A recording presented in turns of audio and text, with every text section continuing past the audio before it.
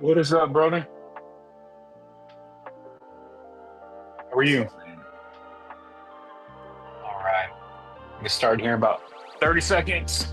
Nice. Let's go.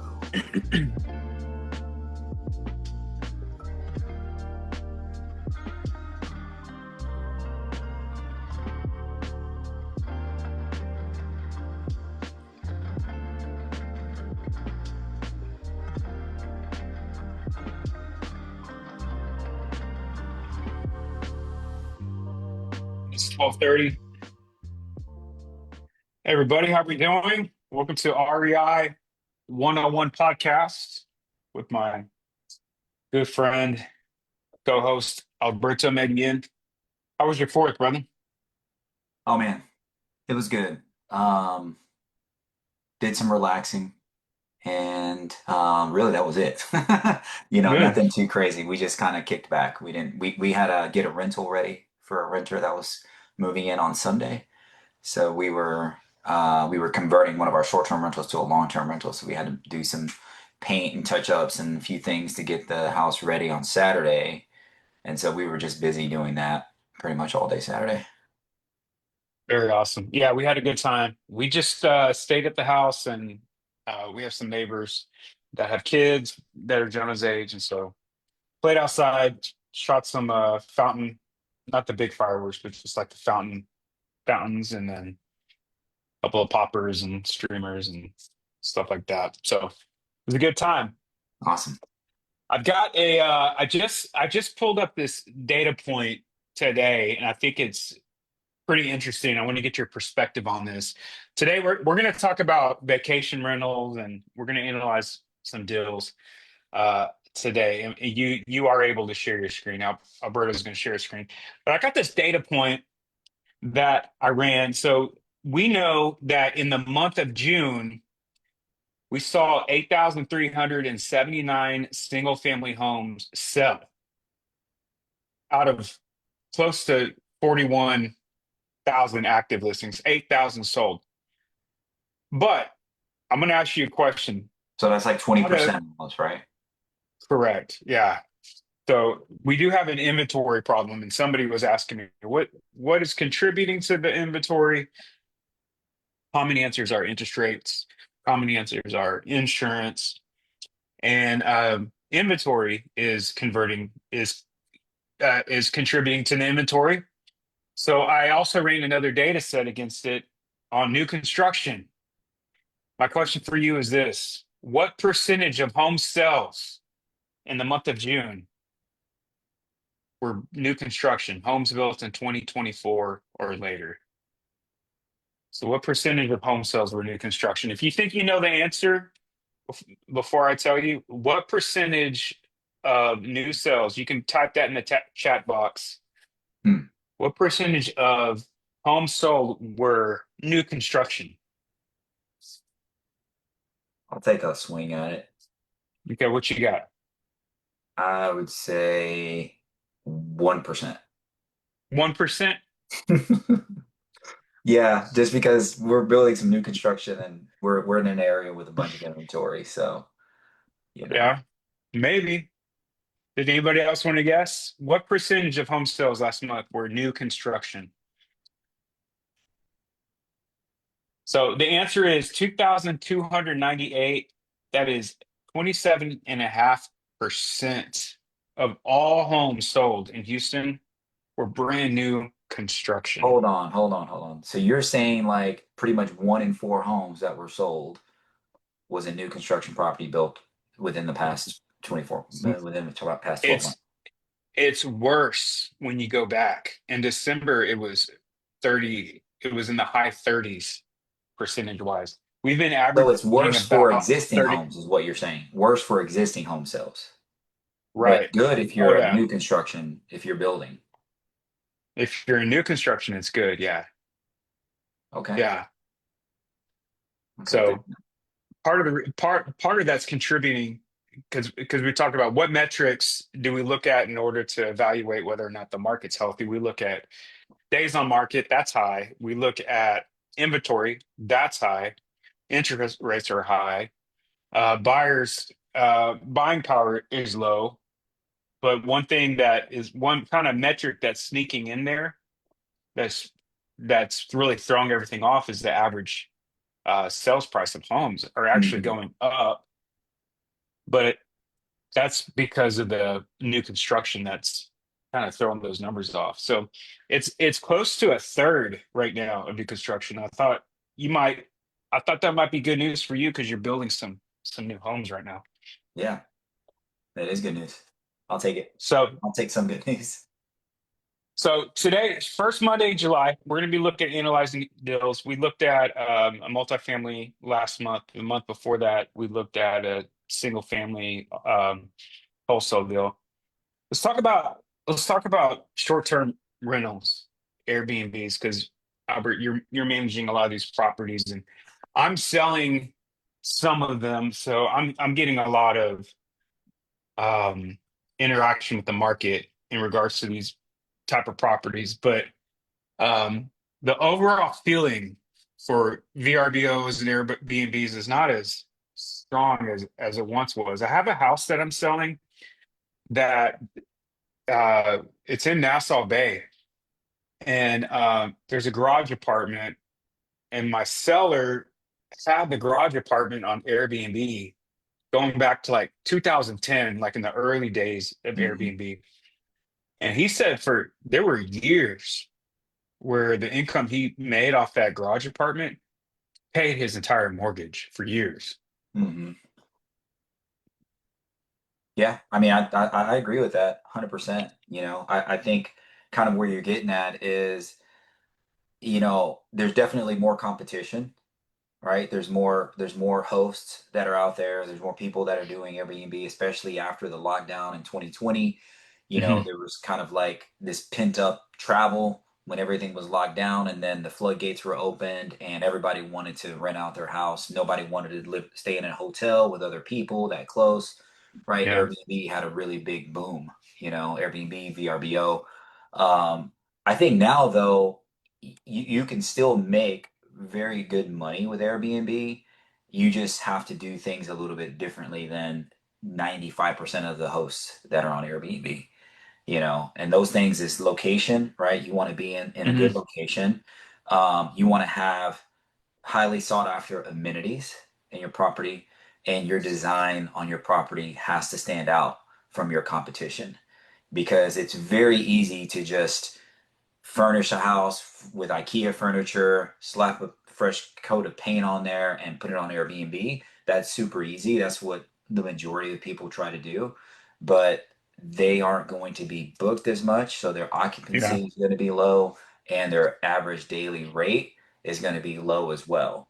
Their competition, who are putting in hot tubs or pools, or painting murals or having Instagrammable places in their property, or just Hmm. having a coffee bar or a cereal bar, or all of these things that people are looking for that are going to set your property apart. They have higher occupancy, they have higher average daily rates, and if Yeah. they're looking in the right location, they're around the amenities that the city provides, right? Near a hospital, near the museum district, near NRG Stadium. I'm talking about Houston here right now. Hmm. Hmm. Near stadiums, museums, places where people want to go visit.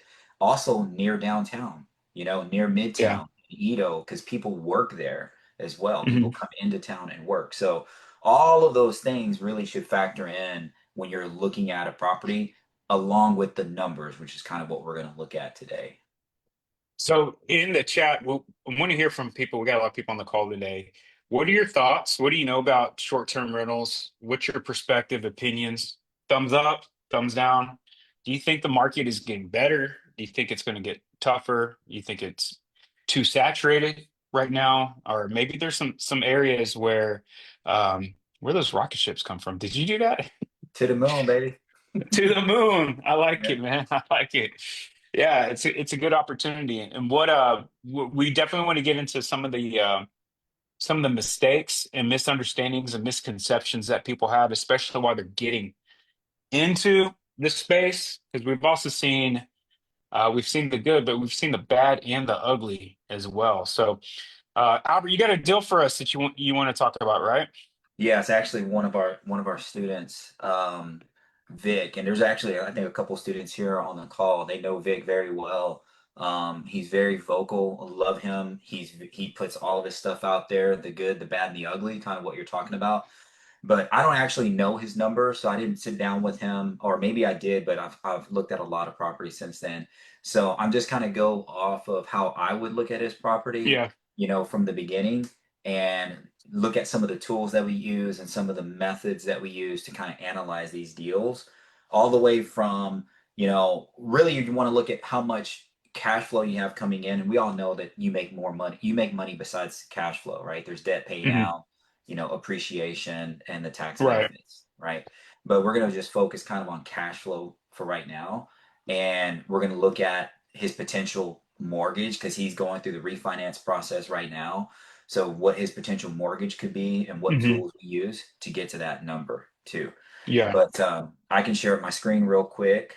Let me see. What did Nicole say? Hold on a second. Nicole said, I think if you have a niche property, it's still competitive, right? If you're competing with a run-of-the-mill three-bedroom, for example, will probably be harder. Yep. But if you have a special property, that's still demand. 100%, Nicole. Yeah. Yeah, You got to 100. find. I think you hit the nail on the head. You have to find a way to set yourself apart from the competition. Yeah, absolutely, absolutely. So let me share my screen real quick, and we'll jump right into Another it. thing I've found, there's not a lot of room for error in the space too, because like one bad review can really set you back In the a beginning, lot. it can. Yes, in the beginning, it can. So, like, what we teach our students is, you want to do all those things that I listed off to you, right, to set your property apart. And then also, you want to knock it out the park with your first, 3, 5 reviews. Like, you want Hmm. 5-star reviews. That's going to boost you up to the top. So, Yeah. just another tip is we recommend like our students go stay in their property, for a night or 2 nights and use Hmm. everything, right? Use the showers, flush the toilets, use the dishwasher, turn the TVs on, test Yeah. all of those things. So then like, oh crap, I didn't connect the Wi-Fi to this TV, or, I've got some construction debris in this drain that I need to clear out, right? So you catch Yeah. all those things. But anyway, um, yeah, so let me do this real quick. I just sent you a request to share my screen. Go ahead. There we go. Let me try that again. Stop participants. Okay. Do this. Share. Okay, cool. So you guys should see like a big map of Houston, right? Yes, sir. Okay, cool. So in Houston, typically what we're looking for is, you got downtown Houston right here in the middle. You've got the medical center right here. You've got Third Ward, which is also near U of H and TSU, right? And you've got East End, Greater Eastwood, or Eastwood area, Second Ward, and this little river right here is called the East River District. So there's a bunch of gentrification. They're building a lot of amenities in this area as well. So when Hmm. I'm looking, when wholesalers reach out to me, I tell them I'm looking inside the loop and I'm south of I-10. So that's pretty much all of this area right here is kind of where I'm. Yeah. But as you get closer to downtown, those are going to be highly sought after properties, right? The Hmm. one that we're looking at today is called 320 Eastwood. And just to give you kind of a quick little view of this, I want to show you just the street view. You know, um, there's actually some new construction properties right here that are already built and look really nice right there. So that's no longer a construction site. It looks really nice. But this is his property, what it looked like when he bought it. It was a side by side little duplex right here. That's what it looked like. And I'm gonna play this little video right here of what it looks like today. Let me see if I can get it to load up.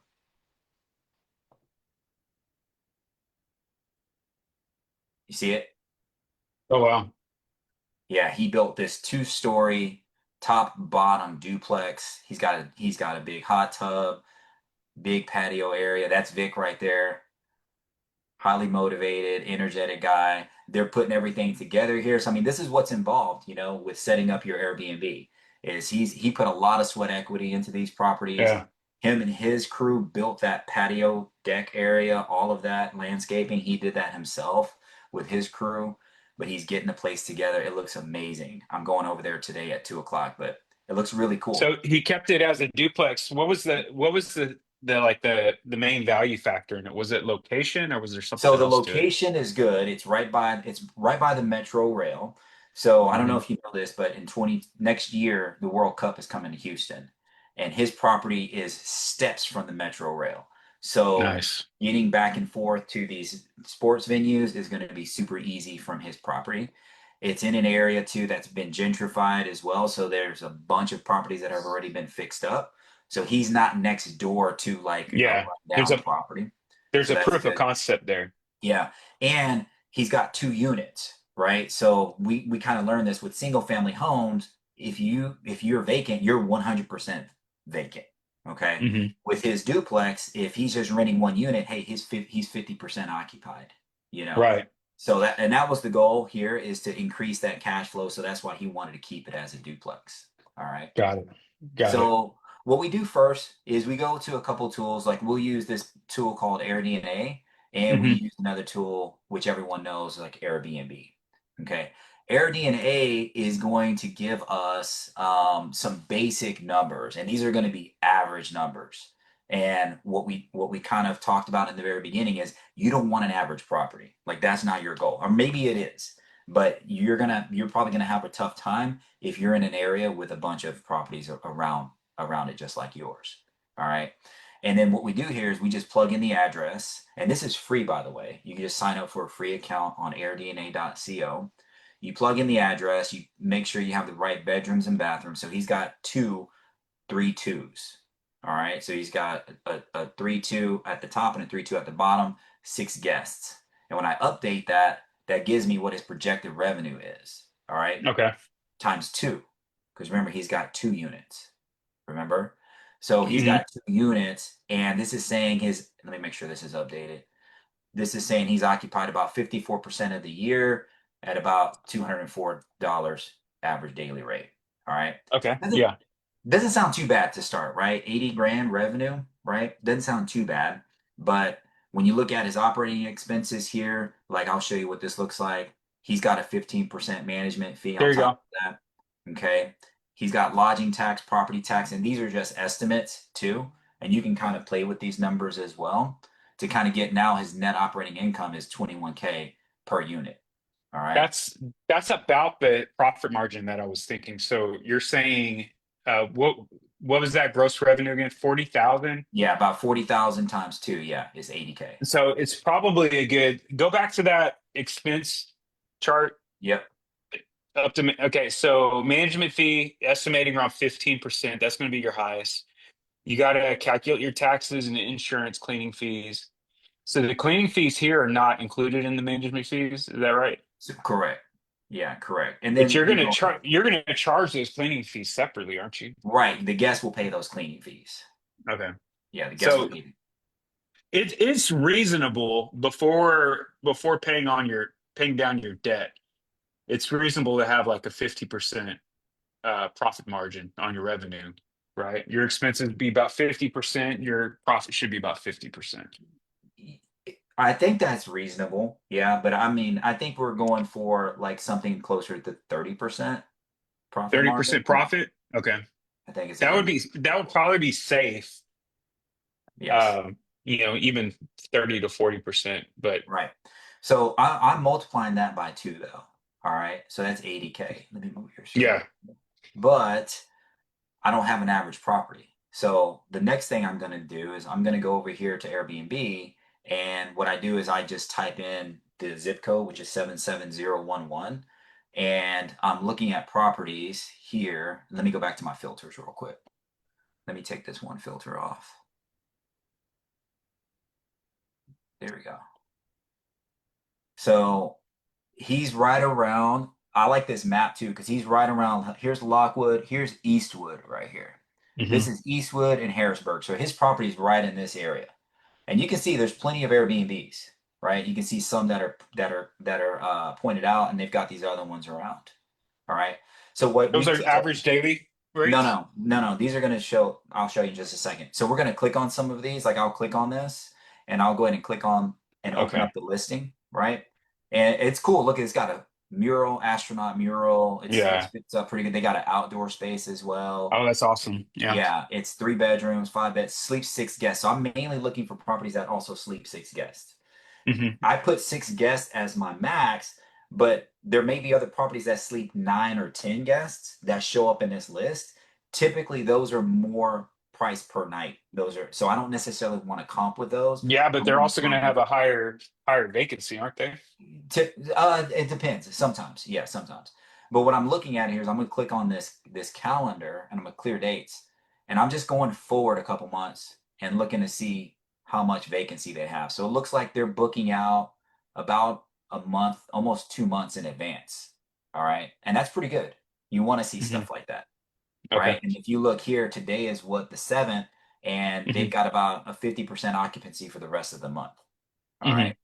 So what I'll do then is I'll go out, and this is not a good example, but I'll start here and I'm gonna pretend like I'm gonna make a reservation, right? So I'll go with my 2 night minimum, and I want to look and see what is their nightly rate. Their nightly rate for the week is for the weekday is 234 on this property. Okay. Hmm. What I'll do now is I'll go out because I want to look at their weekend rates, but the only weekend they have available is August 15th, and it's a little bit Got further it. out, so the rate might be higher. So I'll pick the 15th through the 17th and see the rates a little bit higher, right? The weekend Yeah, nights are that's a big 472. difference. Big Hmm. difference, right? And then I'll go out even further because I want to typically if they book out even further, the rates are even higher, right? So Really? let's go out to um let's just pick something here, October 17th to the 19th. About the same rate, about Yeah. 472. And let's look at something during the week in October.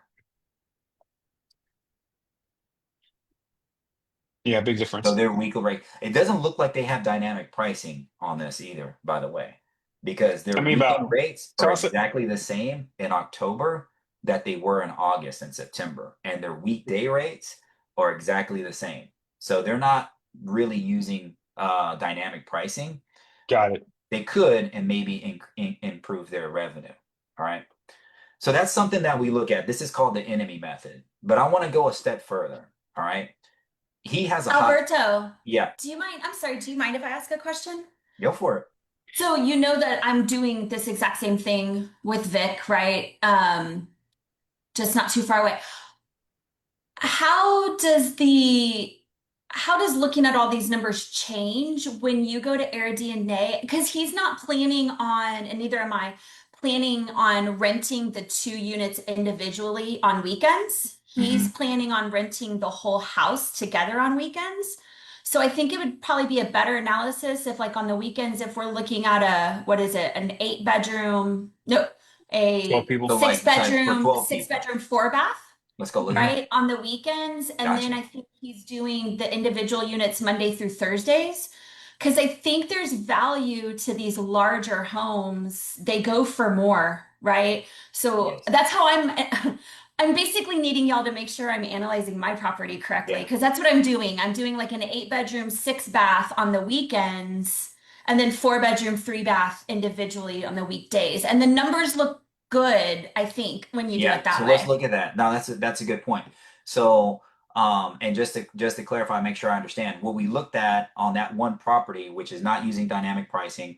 And what I was going to go do was add the filter for a hot tub, so we can just look at properties that have hot tubs. But we'll get back to that. But Nicole brought up a good point with Vic's specific situation and also her specific situation is for the weekends, they're not allowing individual unit rentals. They want to reserve, they want to have those properties available for family travel, large families or multiple families traveling on weekends. All right. So we're going to Hmm. do that. I just went back to Airbnb. I'm still in the same map area and I increased my guest count to 12, which is 6 and 6. So that's 12.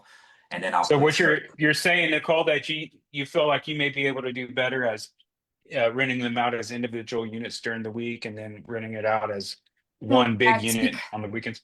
Because you're not competing with just all the other 3 bedrooms on the weekends, Hmm. right? The Hmm. 3 and 4 bedrooms. So when you look at listings that have 8 bedrooms, 6 bath, there's not a whole lot of them in Houston. So the numbers, in my opinion, I think they look better Okay. when you just do the big houses on the weekend and reserve that for the weekend.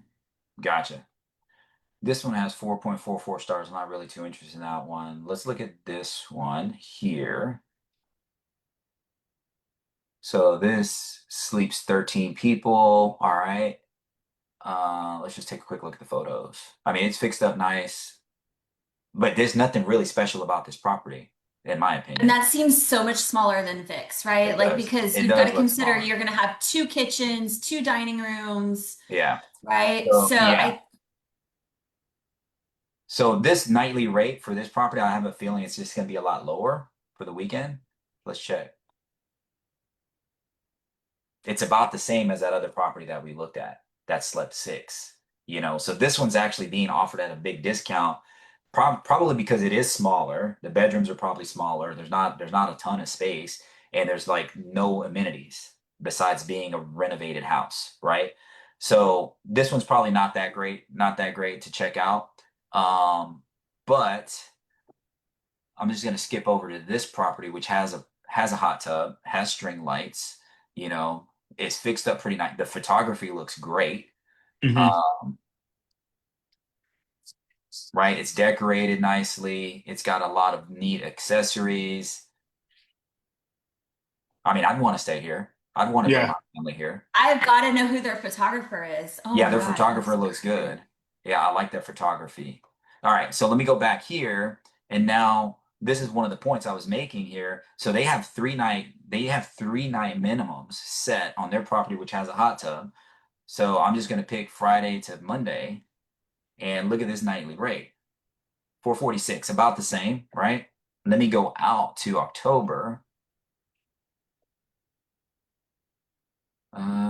Can I? Cannot. Well, let me do that here. 409. Okay. Let's look at their daily rates real quick.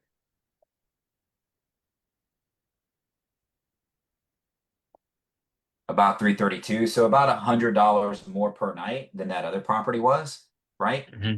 So the reason why I wanted to look at this property too is now I can go back to AirDNA and I can kind of mess with these numbers here. And this is what Hmm. I did. Can you see my calculator on the screen? Yes. Okay. So the way they come up with this projected revenue is you take that average daily rate, 204 times 365, and you multiply that by 54%, and that gives you your projected revenue. So y'all got Yeah. that calculation, right? Yeah. Well, what if our average daily rate was actually 350, right? Between Hmm. 330 during the week and 450 on the weekends, I think it's safe to say I can average about 350 a night. Right. But so let's go back here. If I'm averaging 350 a night and now I have a hot tub, so my occupancy is probably going to be better than 54%. Then let's just take it up. Let's conservatively take it up to 65%. So I'm gonna multiply this by 365. All right, and then times 0.65%. That's per unit Right. times Yeah, you're two. double. All right. So that is like double my revenue by adding those amenities, okay, and having a kick-ass design. You saw what he had there, right? He Hmm. had this big outdoor space. He's got plenty of parking, right? So these are just estimates too, okay? At the end of the day, he'll know once we get this listed, and we're gonna list it this week. I'm ready for this weekend. But this is how Hmm. it starts, and I'm gonna move fast through this last part because one of the things that's super important to know is your debt service, right? Yeah. Is how much is my mortgage going to at the end of the day? So that's when we go back here. We use just the mortgage calculator, like everybody has access to this. This is just bankrate.com Yeah. mortgage calculator. I'm going with what I know his appraisal came back as. I know he's still working to try to get that higher, but I think it came back at 525.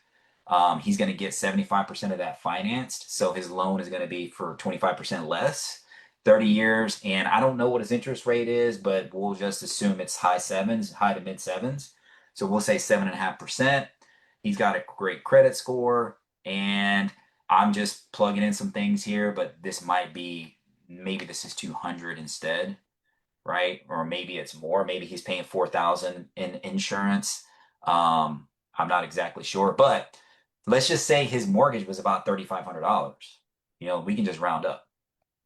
So if his Also, mortgage, if I could, one thing I would do separately, I would recommend keeping the insurance and taxes separate on the profit and loss statement.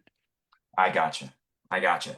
And I think we do like in our bookkeeping, it is separate. So, but just for this example, right? Hmm. If he's paying $3,500 PITI times 12, that's what he's paying his mortgage every year, right? We subtract that from here, and this is just very basic. I know Austin, you get a lot more technical with some of the percentages, and I love that, and we can talk about that if we have time. But I'm just gonna subtract 42,000 here, right? That's 124. Okay. Now, when we go back to AirDNA, right, this expense ratio goes up, because now instead of 40, what do we have? 81,000, Hmm. right? So now my operating costs go up to about 26 times Right. two, right? So that's what, 52? So this is a good estimate of what he's netting, Yeah. minus maybe some things like utilities, lawn care, things like that. But those aren't really big numbers when you're taking them from $72,000. You know, So let's review that. So we had about 80,000 yeah, in projected revenue with the improvements, times two. and then so 160. Then you're Oh, that well, operating. it's not times two for the whole year. It's not times two for the whole year. You're right. So it's 40 if we did single unit. It's 80 if we did. So like, what would weekends count as? Like, how much weekends do you think there are in a year? Not 50%, 25%. It's 2/7. It's 2/7. So Yeah, I'm not sure about that number, but maybe, yeah, Alberto, maybe. in AirDNA, can you just update it to 6 bedrooms, 4 baths instead of doing yes, everything times two? no, I can, yeah, and it actually does it times two. So when I do that, it'll It change that give 40K to about 79K. 6 bedroom, 4 bath. Yeah, 12. Okay. Yeah, yeah, it updates that to about 79K. That's an interesting. Like I would do it both ways and then kind of find a way to average it together because you'll still have like a high and low, and I wouldn't expect doing two smaller units versus one larger unit. I wouldn't expect there to be a huge discrepancy. I mean, Hmm. there's a lot of ways you can run the data, but just to review for anybody who's looking at these deals for the first time, the first thing you need to kind of get an idea of, even before you start looking at prices and start deciding, am I paying too much? Am I paying too little? Is number one, figure out what that revenue is. And just like Alberto said, you could probably get a decent idea just looking at Airbnb. AirDNA is going to give you more information about that. Once you have that revenue, then knowing that your expenses are going to be between like 50 to 75%, leaving you with a profit margin between 25 and 50%. If you manage it extremely well, you should be able to get close to 50% profit margin. And then once you know what that profit margin, that net operating income, so right here it says 45,000, then you can take that net operating income and apply it to your mortgage. So Right, you subtract your mortgage out of that every year, and that's going to be your cash on cash return. So just breaking it down that way. This even calculates cap rate. And we've talked about cap rate in the past. Your cap rate is yeah, it's I basically your net operating income yeah, divided by the purchase price of the property. correct, yeah, and you can tweak this purchase price here. And for people like that are in our group, your purchase price is probably going to be like your purchase plus your renovation cost, and Right. that's going to be like your whole investment in there. Yeah. Yeah. Kind of help with that cap rate. So like Vic This is, looks like a great deal. yeah, Yeah. yeah, it does. And I think the goal too, for him was to, make anywhere from 1,000 to $1,500 net per unit per month. Hmm. So that's anywhere from what, $2,000 to $3,000 on one property net income, Yeah. right? Hmm. So, what we teach our students too, again, is if you think to yourself, like, what's your financial freedom number? Because we talk about that a lot on these calls, Austin, is, why Mhm. are people doing real estate, right? Typically to get to the financial freedom. And it's like, how many of these types of properties do you need to reach that number? You know? So we started the call kind of talking about this boom that happened with Airbnb and, being in markets that are saturated, right? And having to really set yourself apart. My mentor, other students in the group as well, like they're absolutely crushing it in Houston, because they're buying them in the right place, they're buying them for the right price, and they're doing the right type of design and renovation on these properties. Right. Hiring an architect, using an interior designer, doing things that make sense, thinking about the guest first. When you're flipping a house, you just want it to look good, right? I mean, you don't necessarily need to overdo it. You just want to Hmm. appeal to the most people. With Airbnb, you still want to appeal to the most people, but you want people to remember your property, you know? Right. And like if you look at these properties too, like another thing too is like honestly, like this hot tub photo would be my hero photo. You would lead with it. Yeah. I would lead with that. Now this little filtered photo right here with the focus, the way that it's done looks really cool, right? This little dining room table looks pretty cool, but I would lead with the hot tub. I'm like, I got a Yeah. badass hot tub. Like, come on, Yeah. you know? Yeah. So yeah, man, I think that's kind of all I had on this. I wanted to just go through it really quick, just high level. Nicole, you have any input? Do you want to share kind of what's going on with you? Yeah, a couple of things. First of all, can you email me this link? Do you think if I message the owner, they'd tell me who their photographer is? Do you think they would? It's Yes. beautiful. Yeah, they might. I Yeah, mean, I just golly. And then I'm yeah, gonna post it in the chat. this is my first call I've been able to jump on with you guys, so I'm still catching up, but man, I would love it for y'all to maybe on another call analyze my deal because I'm Yeah. over We can. budget and my numbers, I'm going to be pretty over budget. In fact, I'm making a transition in contractors right now, but I would love for another set of eyes to look at it and maybe reiterate that this will be okay in the long run because I'm a bit in Yeah, panic mode for my numbers right now. yeah. I look Um, at it like this is and I've told people this several times, and Ehab talks about it too, is, you're typically not going to have this perfect burr where you refinance and you get like all of your money out. But when you're working with Airbnb, like you're working to operate a short-term rental or a furnished monthly rental or midterm rental, when that is your exit strategy, and let's say you can still make money as a long-term rental, but it just sucks, your cash flow sucks, Hmm. but you'll still get cash flow. But when you're doing Airbnb and midterm rentals, let's say you leave $100,000 in this deal, okay? But you're netting $25,000 a year, right? That's a 25% return on your investment. Right. Yes, you got a lot of cash tied up for a while, right? But to get your money back out on an appreciating asset that looks amazing, right? And you're getting it all back in 4 years. To me, I'm like, that makes sense, right? It stings having to leave a bunch of cash like that in a deal and maybe having to redo financings, like whatever it is to make it work, okay? But it's like, I'm going to make that back quicker operating this as an Airbnb because of the design, because of the amenities, because of the team, and because of the way I manage this property.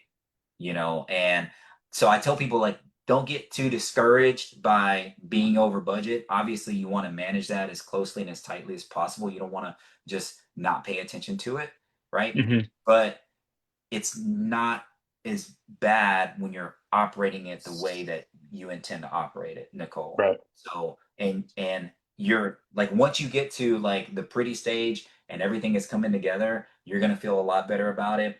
You may get a low appraisal too, just like Vic did. And at the end of the day, he's like, I'm gonna figure this out. If I've got to leave cash in there, my cash in there, or restructure a loan with your lender or private lender or whoever, those are things that you just have to do because you're going to make it back on this as an Airbnb or midterm rental.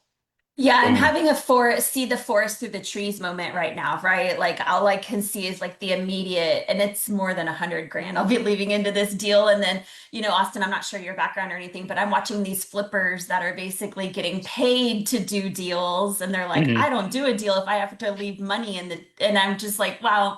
So yes, I know in the long run this will be a no-brainer, but it's my first deal and it's a big one. So I'm just a little bit in panic mode right now, but going through VIX, my numbers are similar to VIX. I mean, a little Yeah. higher because my house is bigger, but Yeah. it's the same, so going through VIX helps a lot. But yeah, I have This to is definitely. remember the 4 years, the 4 to 10 year plan instead of the immediate right now plan. Oh yeah, yeah. Real estate's going to take care of you in the long term. Just got to be patient and wait. We are definitely going to continue discussing short-term rentals. I think there's a lot of interest in this topic, so we plan on doing a series on this in the future. We have our new schedule coming out at the end of the week. So if anybody has any questions about vacation rentals, the do's and don'ts, I got a couple of things I can share. But yeah, post your questions in the comment box. Alberto, that was a lot of it wasn't a lot. It was exactly what we needed to hear for Yeah. today. Um, couple so we have a lot of clients that have done this, and sometimes they work out really well. And sometimes they call us 6 months later and say, Austin, I need you to sell this property. It's not working out. Um, so things you got to think about, you got to think about the local laws. We've had a couple of clients purchase Hmm. condos, for instance, not realizing that the condos were about to outlaw short-term rentals, and then 6 months later, they can't do it, and it doesn't work any other way. So they end up selling it at a loss. So we want to avoid that. So we got to, especially condos, you never know what they're going to do. Most of the condos in Clear Lake now, so they don't even allow them. So just knowing the local laws, um, HOA rules, Hmm. things like that. And then overestimating revenue. I think it's good to start with worst case scenario and best case scenario. Knowing that, you can add a jacuzzi, you can add different Instagrammable kind of Yeah. art and, One of the things too, like we talked about hot tubs, which are relatively inexpensive. I mean, some of our students are adding like these they're kind of like wade pools, I guess. They're only like 4 feet deep, you really know? And they're very inexpensive to install. I mean, we're talking like 10K, to like install cowboy pools. in-ground. No, it's an in-ground pool. Oh, It's you an ground. in-ground Okay. pool, right? But it's just not really deep, And I think But- that helps too with insurance costs and things like that as well, your liability costs as well. So, um, but when people hear like I can't afford a pool, it's just well, maybe not like this pool with a big water feature and waterfall and all that Mhm. stuff. Right? Yeah, exactly. But if you can get economical about it and beat the rest of your competition because they Yeah. don't have pools, you know. Yeah. So And just you another. gotta know those numbers before closing on the property too, because Yeah, I think you run into a huge danger. You get this idea of what you're going to do with the property, and then it's always going to cost more than you think. Always, 100%. It always 100% does. of the time. Yeah. So Unless it's under new un construction. We've been on budget, so oh I haven't really? had any overages. And we're That's like interesting. 90% done. So, Yeah, that's good. Uh, Other mistake I see a lot of people is too much DIY. Cut it out. You're not a professional contractor. Yeah, I mean you may be, but nobody's great at everything. yeah. Um, so there's a lot of DIY stuff that's like, gee, man, it would have been better if you just had not touched the thing. And then having a backup plan, I think this is important. One of my investors said, I always have three plans: sell it, hold it, or live in it. Yeah. If the first two doesn't work, is this a property I can live in? So not a bad way. And then emotional. The emotional buying, I think, is I've gotten caught up because um, I'm a salesperson, so I understand how much of a role emotion plays into a deal. And people can get once someone gets attached to a deal, like it's hard to like pull them away from that. So really, Detaching yourself from the outcome, I think is Yeah. important, and really Yeah. trusting the process. And then skipping on professional help, hire a professional, do it the right way the first time, pay a little bit of extra money up front. It will save you a lot of money on the backside. Anything else? Mm. Nicole, appreciate your participation. Looking forward to talking more deals with you. Albert, appreciate you, brother. Yeah. Awesome, man. Check us. We'll be on YouTube, and don't forget happy hour at Pizza Lounge third Thursday. So 2.5 weeks, we'll be at the Pizza Lounge in Pasadena. Hope to see everybody there. Have a Awesome. wonderful day. Have a great week. Bye.